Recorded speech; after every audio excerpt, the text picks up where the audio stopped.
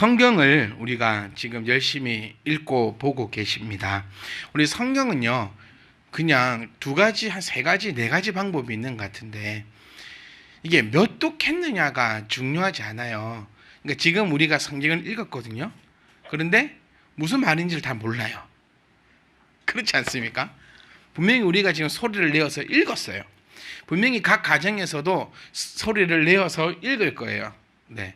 소리를 분명히 내어서 읽고 또 성경을 읽으실 건데, 이게 왜 내 눈에는 안 들어오고 뭐가 문제일까? 국어적 문제가 있나? 이렇게 생각할 수도 있는데, 국어적 문제도 분명히 있어요. 국어적 문제도 분명히 있는데, 그 이유가 이제 이 성경이 저는 좀 마음에 안 들어요. 이 개역 개정이 좀 마음에 안 들어요. 네, 좀 이게 바꿀 때 좀 확실하게. 저는 우리 성도님들께 댁에서 성경 보실 때는 이렇게 바른 성경, 좀 이렇게 현대어로 좀 된 성경 읽으시면 조금 더 나한테 국어적으로 다가옵니다. 근데 이게 워낙 한자어를 왜 이렇게 했는지 제가 이유를 모르겠어요. 어디 가서 따져서 물어볼 수도 없고, 하여튼 20년 정도 되었잖아요. 개역 개정이 나온 지가. 그러니까 원래 이렇게 개역 한글로 한자어를 사용하다가 한 20년 정도 이렇게 개역 개정으로 바꾸었음에도 불구하고 이게 워낙 한자어로 되어 있기 때문에 내 눈에 들어오지 않는 그런 경우도 있는데, 성경을 보실 때는 우리가 좀 이렇게 단락단락 끊어서 보시는 것이 훨씬 유익합니다. 그러니까 그 말씀이 뭐냐면, 이게 쓰여질 당시에는 우리의 국어 문법처럼 줄줄줄줄 쓰여진 것이 아니거든요. 그래서 끊어서 또 오늘 우리가 볼 성경에는 이 셈족 언어의 특징을 또 가져가고 있습니다. 그러니까 성경은 우리가 공부하면 공부할수록 어렵다라고 얘기할 수밖에 없는 게 워낙 어려운 언어로 되어 있어요. 우리는 한글을 사용하고 있습니다. 한글은 우리가 사용하고 있는 이 한글, 이 문자는요, 다들 아시다시피 소리 문자입니다. 소리가 나는 대로 받아쓰고 소리가 나는 대로 그냥 듣고 말하는 언어죠. 그래서 뭐 아프리카도 뭐 글자가 없는 나라에는 한글을 이렇게 주고 이럴 정도로, 우리 세종대왕님이 그러셨잖아요. 이렇게 뭐 조금 똑똑한 사람은 반나절이면 문자를 배우고, 이렇게 좀 안 똑똑한 사람도 사흘 안에 배울 수 있는 문자가 한글이다. 이게 이제 장점도 있는데, 또 단점은 많은 것을 내포하고 있지를 못하다라는 것이 한글의 단점이 됩니다.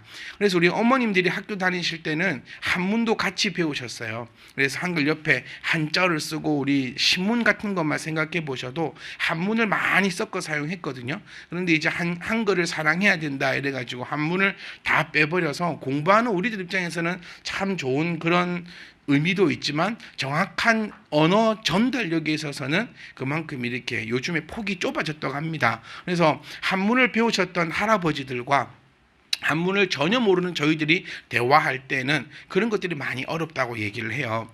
그런 것처럼 성경도 마찬가지입니다. 이 헬라어라든지 히브리어라든지 이런 언어들이 좀 의미를 많이 담고 있는 단어 하나가 그 앞에 어떤 부사가 오고 어떤 전치사가 오고 또 어떤 그 형태로 쓰여졌는가에 따라서 똑같은 단어이지만 완전히 의미가 달라져 버리는 그런 언어거든요. 우리는 그렇지 않잖아요. 앞에 어떤 부사가 오든, 여러분 그 우리 뭐 우스갯소리지만 후기, 이런 에어비앤비 맞네, 그런 거 후기 쓸 때 한국 사람만 알아볼 수 있는 후기가 있잖아요. 막 빽빽빽 밑에 이상한 이렇게 그거를 단어를 막 이렇게 받침을 적으면 한글 사람은 알아볼 수 있는 그런 것이 있다고 하잖아요. 그러니까 한글은 그런 거예요. 소리 나는 대로. 그런데 지금 이 성경의 언어는 어떻게 앞뒤에 오고 어떤 형태로 쓰여졌는가 따라서 완전히 달라져 버리는 그런 것을 한글로 번역하다 보니까 조금 어려운 면이 있습니다. 그래서 집 성경을 보실 때는 조금 이렇게 끊어서, 자 13절 보시면 그러므로라고 시작합니다. 자, 이 그러므로가 참 중요해요. 앞에 있는 것을 1절부터 12절의 내용을 전부 다 담고 있는 단어거든요. 그러므로, 그러니까 1절부터 12절까지 제가 열심히 설명해 드렸고, 또 여러분 열심히 설명을 들으셨고, 집에서도 열심히 성경을 보셨을 거라 저는 믿어요, 여러분. 교회 한 번만 딱 와가지고, 그러니까 제가 늘 말씀드리지만 지금 이곳에 앉아 계신 분들 중에서는 초신자는 아무도 안 계십니다. 다들 집사님이시고 신앙생활을 어느 정도 하셨고 하나님을 믿는 믿음이 이 내 마음에 그래도 나는 하나님의 사람이야라고 자부할 수 있는 그만한 분들이 이시기 때문에 제가 이렇게도 말씀드릴 수 있는 거예요. 교회에 그냥 일주일에 한 번, 일주일에 두 번 앉아 있다고 가면 아무것도 몰라요. 정말 아무것도 알 수 없습니다. 어쩌면 내가 30년 동안 40년 동안 신앙생활을 했음에도 아무것도 모르는 그 이유는 그냥 교회 오면 성경책 펼쳤고 교회 밖에 나가면 성경책 덮어놨고 교회 오면 펼치고 나가면 덮고 이렇게 신앙생활을 해가지고는 아무것도 알 수가 없다라는 거예요. 그래서 지금 그러므로라는 단어가 상당히 중요합니다. 13절을 우리가 진행하고 계속해서 하반절 베드로 전서를 우리가 풀어내기 위해서는 앞의 내용을 기억하지 못하면 그냥 꽝입니다. 그래서 그러므로 앞에 거를 전부 포괄하고 있는 거죠. 자, 그러므로 뭐 어쩐다고? 이거 1절부터 12절까지 우리를 한마디로 딱 얘기해 보면 이겁니다, 여러분. 우리가 지금 믿고 있는 이 예수 그리스도, 이거를 우리가 두 글자로 얘기하면 복음이라고 얘기할 수 있죠.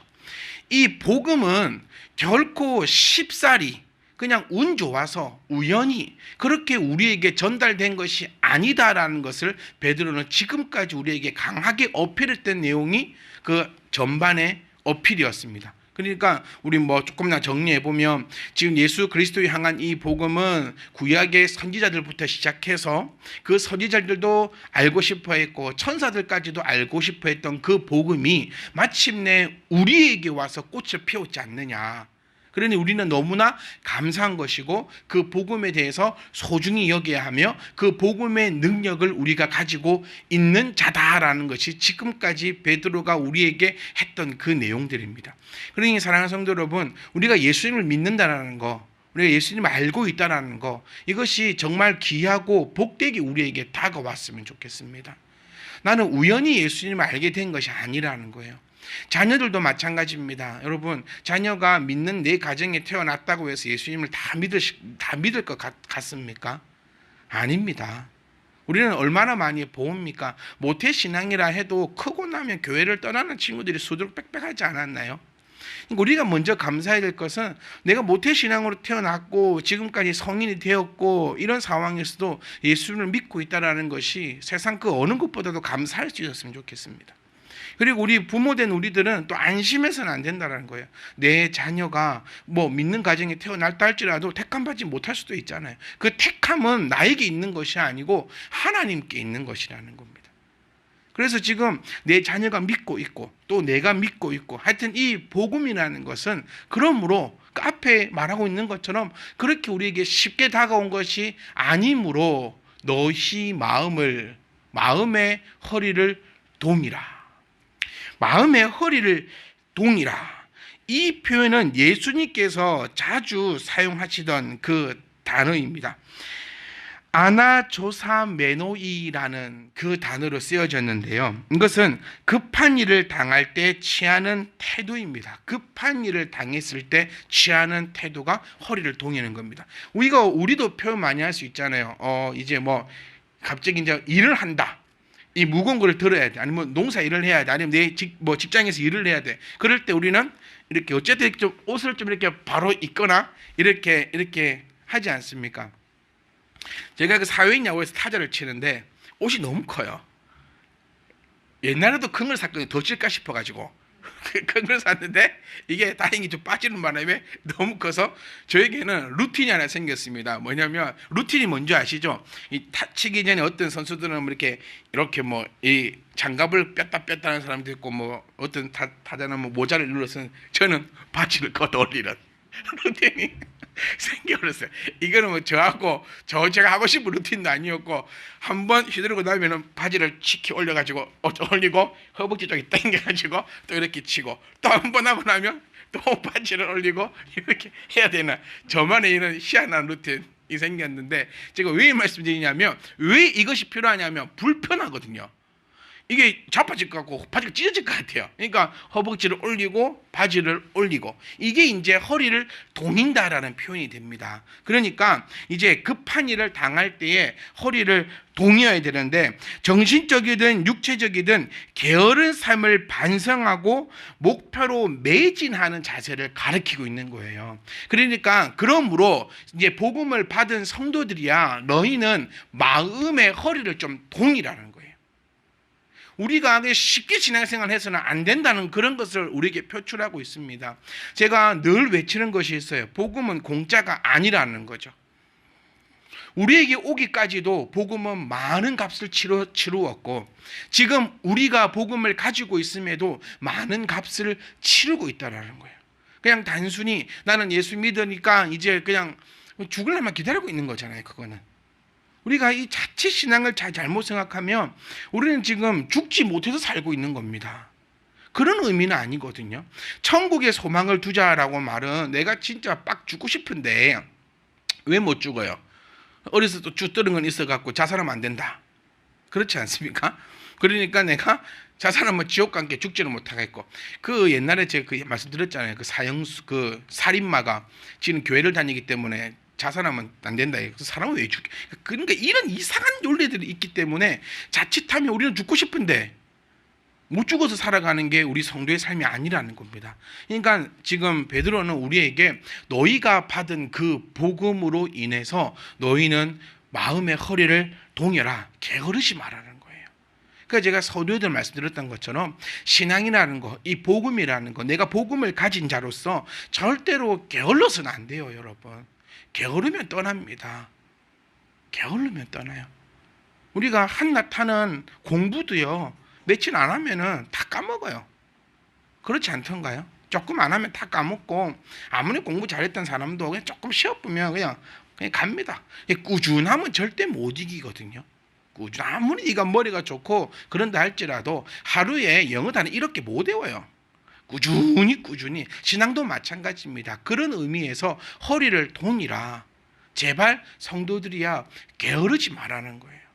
우리 기독교인들은 저는 이렇게 표현하고 싶어요. 타 종교인들에 비해서 너무 게을러요. 이게 천국 들어간다라는 그 확신 때문인지는 모르겠지만 너무 게을러요. 교회 모이기에 힘쓰는 것도 게으르고 내가 기도하는 것도 게으르고 성경 보는 것도 게으르고 제가 이 표현도 들었던 것 같아요. 교회 다니는 사람만큼 돈 안 들고 종교생활 하는 사람 없습니다, 여러분. 주변에 좀 종교에 그러니까 우리 정도 되는 제가 이 말씀을 계속 드려요. 절에 다니는데 우리 정도 되는 내공. 다른 종교를 다니고 있는데 이 우리 정도 되는 내공 사람하고 비교해 보면 진짜 우리만큼 돈 안 들면서 종교생활 하는 사람 없어요. 제가 이 말씀도 꼭 드리고 싶어요. 헌금 많이 해라는 거 아닙니다, 여러분. 제발 오해하지 마세요. 그러니까 즉 베드로는 우리에게 말하고 싶은 것은 네가 받았으니 허리를 동이라는 거예요. 사랑하는 성도 여러분, 저와 여러분들은 허리를 좀 딱 동이고 일하는 자세가 되어 있어야 되잖아요. 일하는 자세. 제가 한 번씩 이제 제 별명이 반농사꾼이거든요. 한지 가서 뭐 쏙이 천불이 날 때는 언제냐면 돈 들이라고 사람을 써온다는 겁니다. 농사도 혼자서 못해요. 농사를 돈 주고 사람을 써왔는데 데리고 왔는데 이 사람은 일을 하러 온 건지 뭐 감독을 하러 온 건지 모를 때가 있어요. 네가 지금 옷을 입고 와도요 일할 옷을 입고 와야 될 거 아닙니까? 고추 따라오는데 원피스 입고 오면 될까요? 고추를 다 따라오는데 이 샬랄라 원피스를 입고 샬랄라 모자를 쓰고 이렇게 왔다. 이거 약 올리는 것밖에 안 돼요. 그겁니다. 그거 허리를 동이라는 그 의미는 모든 것에 게으르지 말고 딱 준비 자세가 되어 있으라는 거예요. 군대로 표현해 볼까요? 뭐 출동 5분 전? 5분 대기조처럼 정말 우리는 지금 내 신앙은 준비되어 있고 내 신앙은 이렇게 탁 되어 있는가 우리가 한번 찾아보고 살펴볼 수 있었으면 좋겠습니다. 주님께서 이 단어를 종종 사용하셨어요. 종이 취해야 할 자세죠. 종이 취해야 할 자세. 우리는 늘 고백합니다. 주의 종입니다. 제가 농사 얘기를 잠깐 말씀드렸는데 일할 사람이 공짜로 오는 거 아니에요. 돈 주고 왔으면 자세가 돼야 돼요. 막 일하려고 자세. 내가 뭘 해야 될까? 막 이런 자세. 그런 자세를 보면은 참 착하다 해요. 참 일 잘한다 해요. 그런데 그런 자세가 전혀 되어 있지 않고 이렇게 오면은 이 고용주의 이 사람을 열받게 만드는 겁니다. 우리의 신앙이 이러지 않는가? 우리는 늘 하나님의 종이다라고 나는 스스로를 부르고 있고, 하나님 일하시옵소서, 또 우리는 더 나가서 주여 말하시옵소서, 종이 듣겠나이다. 이 정말 멋있는 표현이잖아요. 그런데 주께서 말했는데 우리는 전혀 준비가 되어 있지 않으면 우리는 이거는 사용될 수 없다. 그러니까 주님께서 늘 이 부분을 종이 가져야 하는 자세에 대해서 허리를 동이고 있어야 된다라고 표현했고, 그 표현을 베드로가 딱 받아가지고 이 단어를 사용하는 것은 그리스도인들이 온전한 구원의 성취를 소망하는 가운데 긴장된 자세로 인내하면서 주님을 기다리도록 건면하고 있는 것입니다. 그러니까 늘 우리는 주님의 재림을 소망하는 것이 성도입니다라고 말씀을 드렸어요. 그리고 우리 성도민들 마음속에는 다 주님의 그 재림을 소망하고 계실 거예요. 그럴 때 우리가 한 번 더 점검해야 될 것은 내가 지금 현재 준비가 되어 있느냐, 되어 있지 않느냐. 늘 자녀만 때려잡아서는 안 돼요. 늘 남편만, 아내만 때려잡아서는 안 되고, 일단 먼저는 나부터 살펴봐야 돼요. 내가 지금 되어 있느냐, 내가 지금 인내하고 준비되어 있느냐. 그래서 그 준비는 정말 여러분들이 준비하셨으면 합니다. 오늘 우리 베드로가 우리에게 주시는 이 말씀을 통하여서 우리는 허리를 딱 동이고 주여 말씀하시옵소서, 종이 일하겠나이다 라고 하는 그 자세가 우리 가운데 딱 새겨져 있는 저와 여러분 되시기를 주의 이름으로 부탁드립니다. 그래서 말씀을 보시면 근신하라. 왜냐하면 그리스도께서 나타내실 때에 너희에게 가져다 주실 은혜를 온전히 바랄 수 있기 때문이다. 그래서 여기서 보시면 이제 근신하여 온전히 바랄지어다 라고 그렇게 표현이 되고 있거든요. 그 표현에 있어서 우리는 어떤 식으로 살펴보시면 좋겠냐면은 인내를 지금 강조하고 있는 거예요. 그러니까 두 가지로 우리가 의미를 들 수 있는데, 첫 번째는 인내입니다. 그러니까 우리는 주님 오실 때까지 뭐가 필요합니까? 인내가 필요하다라는 거예요. 인내가. 그 조금 주님 안 오시네, 그냥 끝내야겠다, 이런 게 아니라 주님이 오실 때까지 우리에게 필요한 것은 인내다. 우리가 누구죠? 성도. 그만할까요? 다들 눈빛이 그만하자는 눈빛 같기도 하고, 입으로는 기뻐하시고 있나 싶기도 하고, 눈빛은 지금 다들 그만해라 이 자식아, 막 그런 눈빛이 피곤하다 그만해라, 막 니 혼자 신났다 지금, 막 이런 표현 같은데, 아니 영환이 쌤이 이렇게 웃으면 아니죠. 네. 어떻게 알았지? 막 그런 것 같아가지고.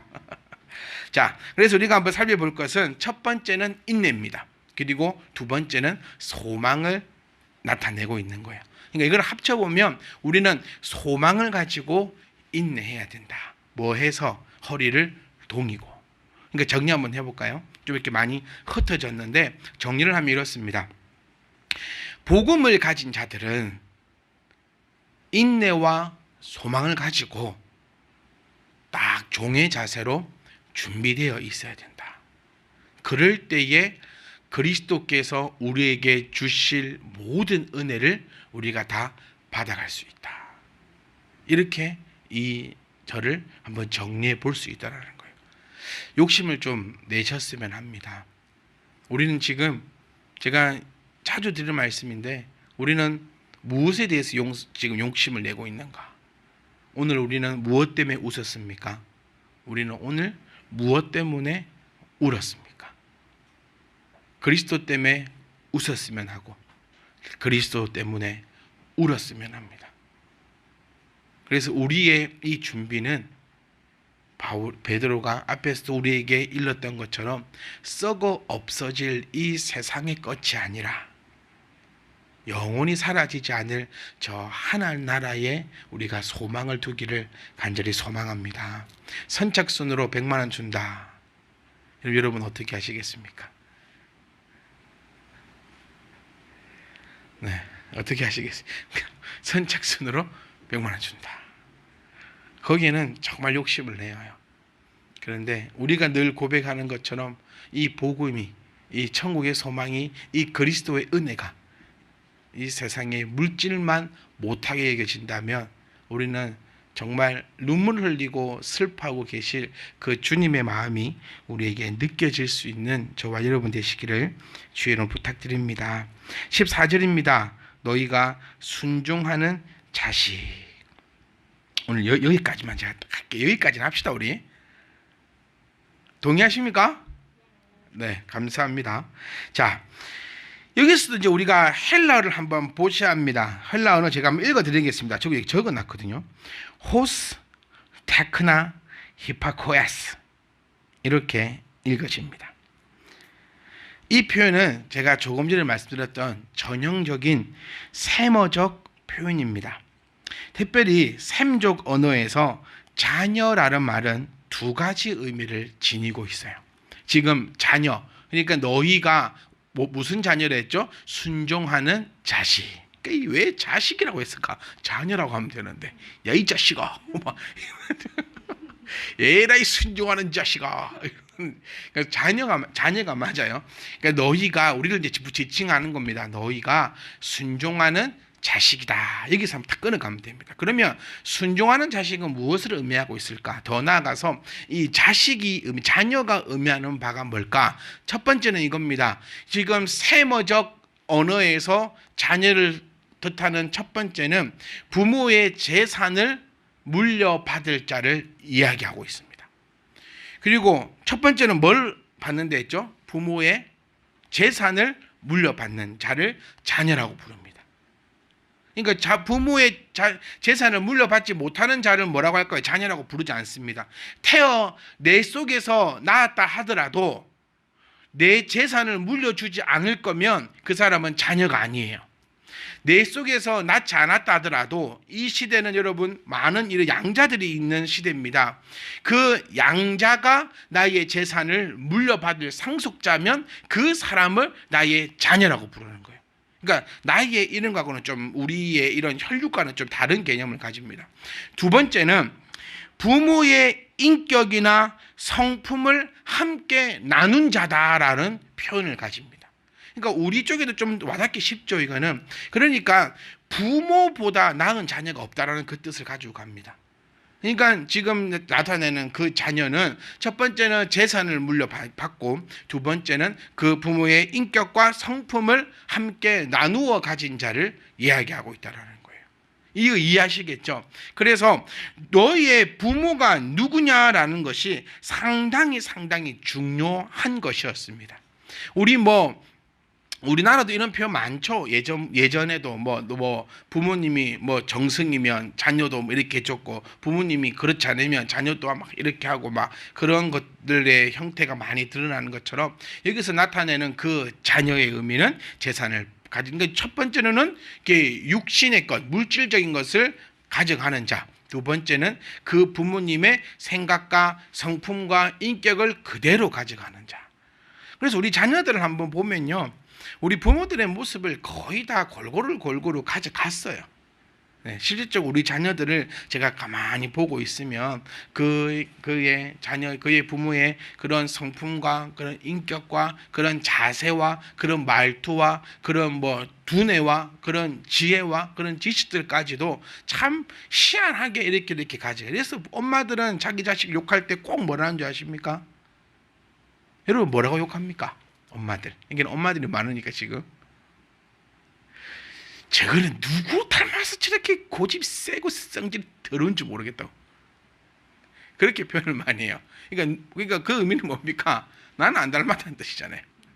더 나아가서는 저거는 딱 지가 똑같다고. 네. 그러면 우리 남자 입장에서는요. 딱 이렇게 되는 겁니다. 그래서 그러니까 이 시대에는 그리고 또 지금 베드로도 지금 나타내고 있는 것은 너희의 부모가 누구냐라는 것을 나타내고 있어요. 자, 그래서 지금 순종하는 자녀가 나옵니다. 순종하는 자녀. 이거는 다음 주에 하겠습니다. 한 번만 정리하고 마쳐볼까요? 그러므로 우리는 복음을 받은 자로서, 너희는 복음을 가진 자로서 그 복음이 얼마나 귀한가를 알고 감사해라. 그리고 결단코 게으르지 마라. 주님은 언제 오신댔습니까? 주님은 언제 오신댔죠? 그날이 도적같이 이를 줄 따란딴딴딴딴 너희는 모르느냐. 이것만 알아도 종말론에는 안 빠집니다, 여러분. 네. 1995년인가 감람산에 주님 오신다 했거든요. 진짜 이스라엘 감람산이요. 네. 그래갖고 이게 1990년대 사건이, 우리나라는 1999년 기억나시죠? 휴거. 막 저건 요즘 뭐 이렇게 TV에서 다시 한번 조명되고 있기도 하던데 1990년대에 그런 얘기들이 많았어요. 이거 계산법은 거의 비슷합니다. 뭐 하루가 1000년이다. 뭐 그래서 막 계산하고 막 이랬는데, 그래가지고 감난산에서 주님 오신다 해가지고 한국 사람들이 그 편도 티켓 끊어가지고 이스라엘 많이 갔대요. 가자말자 여권부터 다 찢어붙답니다. 그래서 거지가 많이 됐대요. 이스라엘에 한국 거지가 많은 이유가 감남산에 주님 오신다 해가지고 가가지고 그런 데는 경우도 있었대요. 이게 왜 그럽니까? 그 날이 도적같이 이를 줄, 이거를 안 믿어서, 이걸 성경 안 봤나 봐, 이 성경은요. 그러니까 주님은 언제 오시죠? 여러분, 이 질문했을 때 눈 동그라지시면 안 돼요. 목사님 아시나요? 우리 목사님 아시는 것 같다. 그러면 안 됩니다. 주님은 언제 오십니까? 도적같이 옵니다. 도적이 예약하고 오던가요? 뭐 영화에 보면 간혹 그래도 도둑도 있기는 있으시다. 뭐 내가 맨날 며칠 날 너희 집 튼다 뭐 이런 도둑도 있던데, 여기서 말하는 도둑은 그런 게 아니죠. 갑자기 오는 겁니다. 예고 없이 오는 겁니다. 지금 주님이 오실 수도 있어요, 여러분. 왜 그 생각을 한 번도 안 하십니까? 왜 내 생에 있을 때는 주님이 오지 않을 거라고 그렇게 믿고 살아가는지 모르겠어요. 제가 이 말씀도 참 많이 들었던 것 같아요. 우리들 모습을 보면 천국이 없는 것 같아요. 네. 그렇지 않나요? 천국 없이 이 땅이 다인 것처럼 우리 성도가 살아가는데, 베드로는 그 점을 꼬집는 겁니다. 그러니까 참 신기하죠. 2000년 전에 베드로가 쓴 이 편지가 2000년 후인 우리들의 이 모습을 어떻게 이렇게 찔러주고 있을까? 복음을 가졌다라고 말하는 우리들이 복음이 없는 것처럼 살아가고 있는 모습을 보면서 우리는 허리를 동여야 합니다. 주님이 오늘 이 땅에 바로 지금 오실 때에도 준비되어서 다 가야지, 허리를 동이지고 있지 않으면 안 된다. 그리고 성도로서 가져가야 되는 것이 바로 인내와 소망임을 다시금 얘기해 주면서 우리의 본문을 얘기해 줍니다. 너희는 자녀다. 그 자녀는 첫 번째 이 되게 중요합니다. 첫 번째가 뭐라고요? 부모의 재산을 가져가는 자. 두 번째는 부모의 성품과 인격을 함께 나누어 가져가는 자. 거기에 대해서 꼭 기억하셔서 우리가 또 다음 주 수요 예배 때 이 말씀을 함께 나누기를 원합니다. 지금 여러분들 마음속에는 아마 다짐이 되셨을 거예요. 내가 이번 주는 꼭 베드로전서 한번 볼란다. 그렇죠? 여러분 아시는지 모르겠지만, 여러분 제가 이 수요 예배 따로 편집해서 이 사이트에 올립니다. 행기가 네가 그렇게 해주라며. 네? 그런데 조회수가 없어요. 최소한 회개가 봤다면 한 개는 돼야 될까? 아니, 쥐가 해달라 해가지고 채널 만들고 들으려면 수들을 쭉 들을 수 있도록 해달라 해가지고 제가 금세 힘들게 해가지고 딱 만들어서 수요 예배도 제가 설교만 편집해가지고 탁탁탁 올려놓는데 조회수 없음. 네, 아하, 전화를 한번 해야 되나. 지금 분명히 그 다짐 들어보면 마음속에 딱 가져갔을 거예요. 아, 그런갑다. 다 끝나면 들으려고. 베드로전서 강해 다 끝나면 그때 이제 처음부터 끝까지 한번 쫙 들으려고 그렇게 준비하고 계셔.